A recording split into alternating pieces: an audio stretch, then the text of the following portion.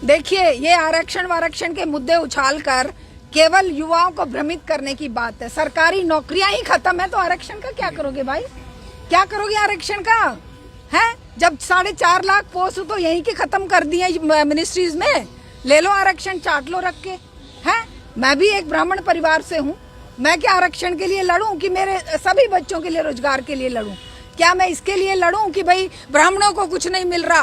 क्यों नहीं मिल रहा? ब्राह्मणों को सदियों से मिला है, खाया है हम लोगों ने। हम आज ये बोल पा रहे हैं, क्यों बोल पा रहे हैं? क्योंकि हमें अच्छी शिक्षा मिली। और उस समय ये शिक्षा हमारे स्कूलों में ही, प्राइवेट नहीं थे, सरकारी स्कूलों में मिली। तो इस जात धर्म की लड़ाई में कुछ नहीं रखा भाई, आरक्षण की लड़ाई में कुछ नहीं रखा। पेज कॉकरोच बनाए या दूसरा कोई बनाए, पेजों से लड़ाइयां नहीं लड़ी जाती हैं। लड़ाइयां लड़ी जाती हैं एकजुट आंदोलन करके और इस व्यवस्था को ये समझा के कि अगर ये शोषण पर आधारित व्यवस्था है तो जब तक शोषण रहेगा तब तक आंदोलन भी रहेंगे। जिस दिन शोषण खत्म होगा उस दिन हो सकता है कि आंदोलनकारी अपने काम में लगे, लेकिन आप शोषण तो खत्म कर नहीं रहे हैं। आप कहीं पर किसानों पर लाठियां भांज रहे हैं, कहीं छात्रों पे भांज रहे हैं, कहीं पर महिलाओं पर, है ना। अभी वो पहलवान बेटियों का वो आ गया कि ब्रजभूषण शरण सिंह बरी हो गया।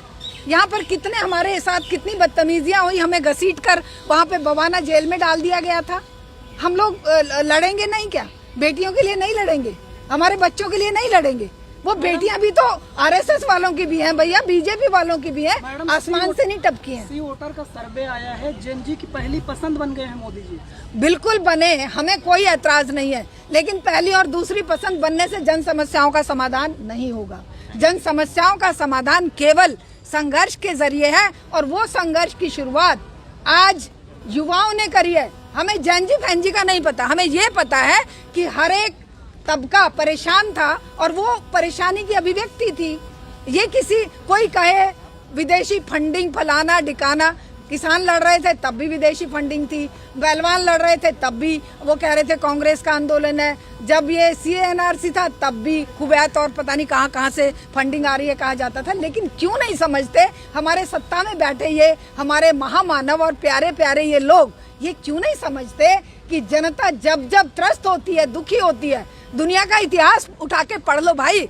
मेरा तो सब्जेक्ट इतिहास रहा है, मुझे पता है, मैंने इतिहास पढ़ा है, क्रांतियां पढ़ी हैं कि जब जब जनता त्रस्त होगी दुनिया का कोई ताकत नहीं बचा सकती। चाहे वो हिटलर तानाशाह था, चाहे वो अगर पुराणों में जाए तो युधिष्ठिर था, दुर्योधन था, कंस था, या कोई और रावण था, तो कोई बचा नहीं सकता। ये इनहेरेंट वीकनेसेस, इनहेरेंट जो पाप इंसान के होते हैं, सत्ता के इनहेरेंट पाप, जो शोषण पर आधारित सत्ता अगर समाज को सांस लेने की गुंजाइश नहीं छोड़ रही, रोजगार नहीं दे रही, समाज को, बेटियों को सुरक्षा नहीं दे रही, बच्चों को एजुकेशन नहीं दे रही, तो कौन बचाएगा इस व्यवस्था को? कोई नहीं बचा सकता।